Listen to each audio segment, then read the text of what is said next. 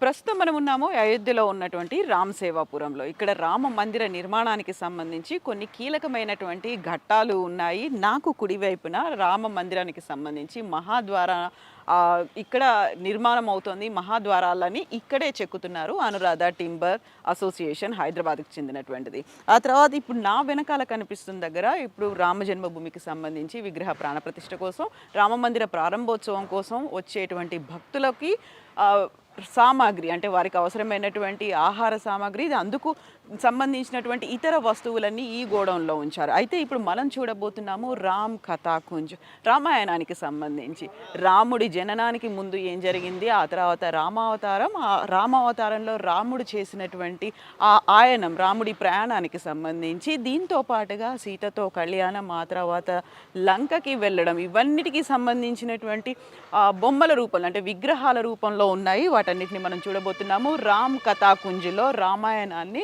విగ్రహాల రూపంలో వివరిస్తున్నారు. ఓవరాల్గా రాముడికి సంబంధించినటువంటి చరిత్ర అంతా ఇందులో ఉంది. నాతో రండి ఒకసారి చూద్దాం.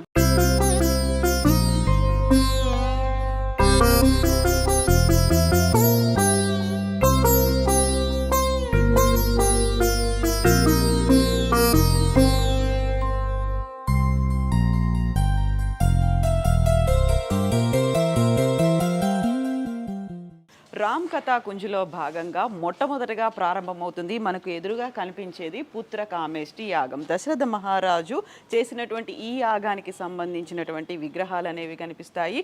ఇది మొదటి విగ్రహంగా కనిపిస్తాయి. ఇక్కడ పుత్రకామేష్టి యాగంలో దశరథ మహారాజు తనకు పిల్లలు కలగాలి, తనకి పుత్రులు కలగాలి అని చేసినటువంటి యాగానికి సంబంధించినటువంటి విగ్రహాలు అనేవి ఉన్నాయి. ఇక రెండవ వైపు కౌసల్య, సుమిత్ర, కైకేయి ముగ్గురికి కలిగినటువంటి పిల్లలతో దశరథ మహారాజు ఆడుకుంటున్నటువంటి ఒక సన్నివేశం కనిపిస్తుంది. ఇలా రాముడు, రామచంద్ర ప్రభు జననానికంటే ముందు నుంచి ఉన్నటువంటి వివరాలన్నింటినీ వెల్లడించేలా ఉన్నటువంటి విగ్రహాల్ని ప్రస్తుతం మనం ఇక్కడ చూస్తున్నాము. మనతో పాటుగా ఉన్నారు ఇక్కడ ప్రధాన శిల్పి రంజిత్ మండల్.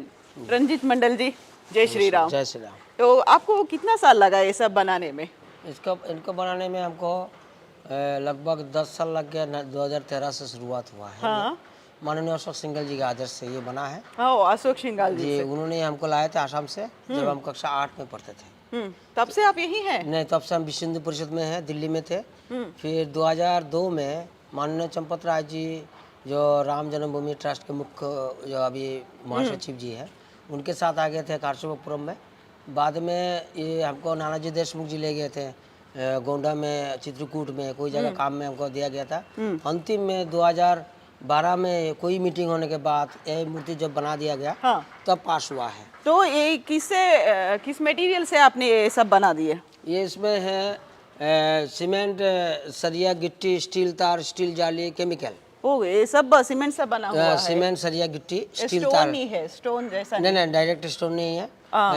ये मोल्ड भी नहीं है, डायरेक्ट है, विदाउट मोल्ड, डायरेक्ट प्रोसेस में है। हाँ, हाथों से बनाए हैं। जी जी, हाँ, इसीलिए सब ये डिजाइन ये सब आ गया ना। जी।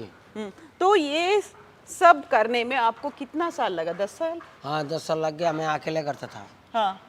आप अकेले ही इतने सारे विग्रह कर दिए? जी जी। तो मेरा पिताजी आए थे बीच में मदद करने के लिए। हाँ। वो पिताजी थे मूर्तिकार नहीं थे, तो मेरा गॉड गिफ्टेड था, इनबॉर्न क्वालिटी जिसको कह सकते हैं। तो छोटे से मूर्ति बनाते बनाते बड़े हुए हैं। पिताजी आए थे 2015 में, 2022 में उनका निधन हुआ है, मैंने मृत्यु हुआ है। और अभी हम तो अकेले हैं, लेकिन एक लेबर ले लेते हैं कभी कभी, तो एक बार करते रहते हैं। और कितना साल लगेगा कंप्लीट होने में? वहाँ तो कलरफुल है ना वो विग्रह? वो तो सिर्फ दिखाने के लिए थे, वो माननीय अशोक सिंघल जी का आदेश था। हाँ। तो हमको सिर्फ दिखाना था वो। हाँ। तो अभी जो है हम कर रहे हैं, इसका मूर्ति जब कंप्लीट हो जाएगा, कॉरिडोर में जाके लगेगा, तो वहाँ पर जाके ही पेंटिंग होगा, जो जैसे चंपत राय जी का आदेश होगा उसी अनुसार। तो वहाँ राम जी का जन्म हुआ, यहाँ ये है बालराम, जो बालराम खेल रहे थे। हाँ, खेल रहे राम थे। लल्ला। हाँ, राम लला कौशल्या जी से कौशल- गोद में है। हाँ और वो विष्णु जी का वहाँ लड्डू खाते हुए राम। हाँ, वही।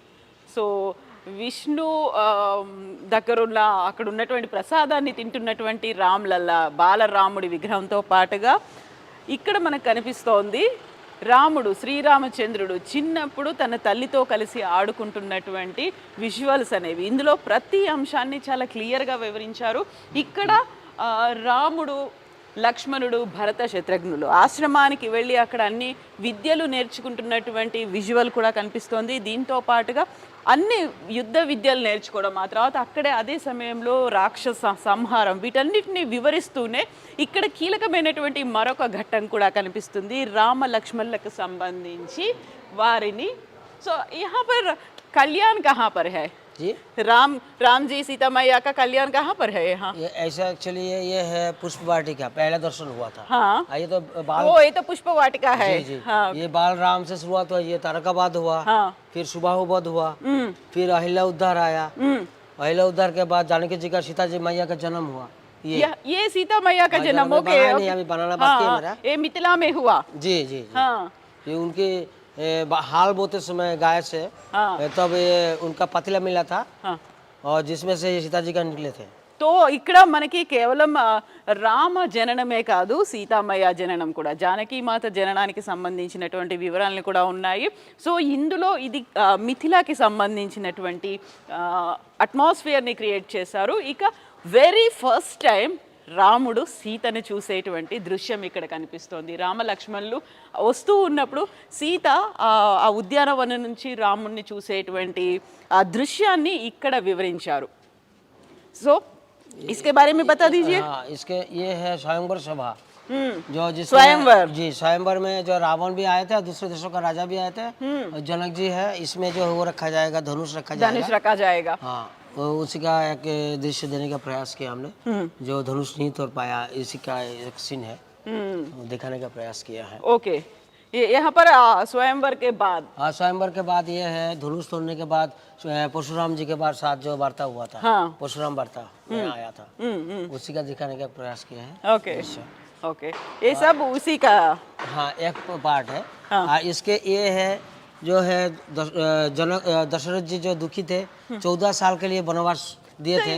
यहाँ पर तो कल्याण कहाँ पर है? कल्याणम नहीं है ना, सीता मैया का विवाह हो रहा था। और ये देंगे, इसका बनाएंगे, 2 स्क्रिप्ट बाकी है, धनुष तोड़ते हुए और सीता मैया का विवाह, दो बनाना है हमको। ओ वही बाकी है। जी जी, अभी तो वो ये बाकी तो वनवास पे चले जा रहे है। हैं यहाँ वनवास से। है, वनवास में ये कौशल्या जी से विदाई है, हाँ कौशल्या जी से विदाई है। ओके, तो ये भी सीमेंट से बना हुआ हाँ, है सब सीमेंट ये सरिया सब। की चीज।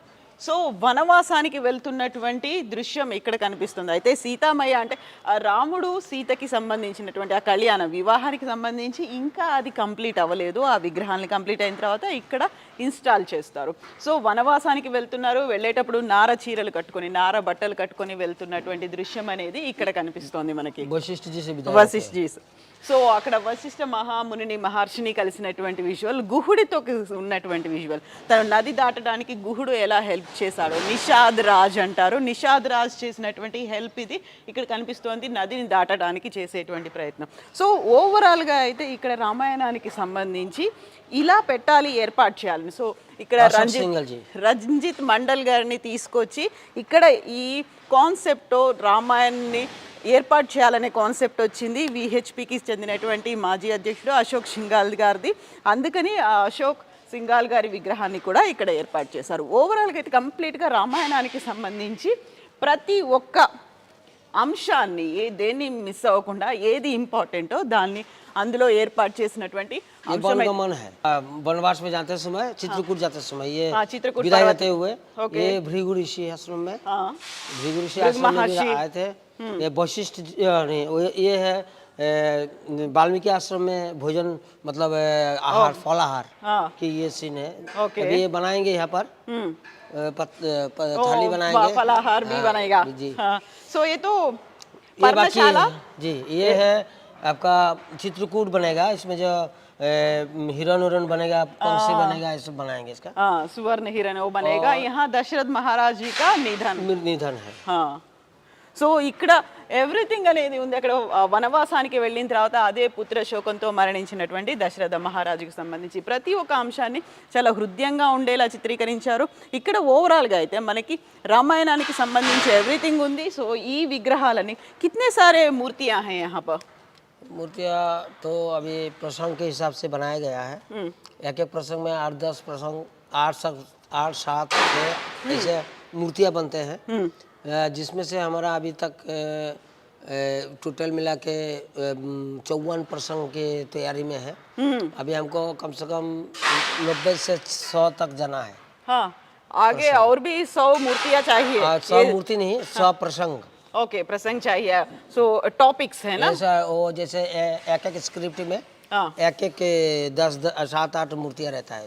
ओके ओके उसी का एक प्रसंग मानते हैं हमको। ओके, तो ऐसा 100 चाहिए हाँ, आपका 100 प्रसंग? चाहिए तो 54 हो गया है लगभग। ఓకే, సో ఒక్కొక్క అంశానికి సంబంధించి విగ్రహాల తయారీకి ఇంకా 54 విగ్రహాలు అనేవి మిగిలిన్నాయి. ఇవన్నీ అరణ్యవాసంలో ఉన్నటువంటి విగ్రహాలు. సో यहाँ पर तो वो नहीं बना क्या, रावणासुर राम जी सीता मैया को लेके जा रहे थे, वो आगे बन रहा है अभी। वो अभी बन रहा है। जी जी, इसमें अनुसुईया है, ये अनुसुईया चित्रकूट का है, हाँ, शूर्पणखा का है। तो इसके बाद लवकुश का जनन भी होगा नहीं इसमें? नहीं, लवकुश का नहीं कब दिखाया तक जाएगा। रहेगा? दिवाली ये के दिन अयोध्या में राज्यभिषेक, हाँ, राज्यभिषेक तक मेरा कंप्लीट, मैं प्रयास करूंगा जल्दी हो जाए।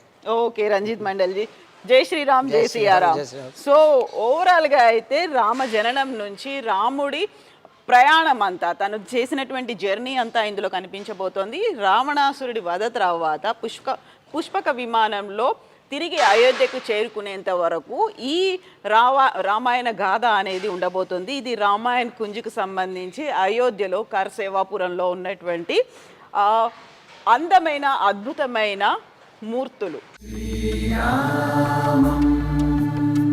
శ్రీరామ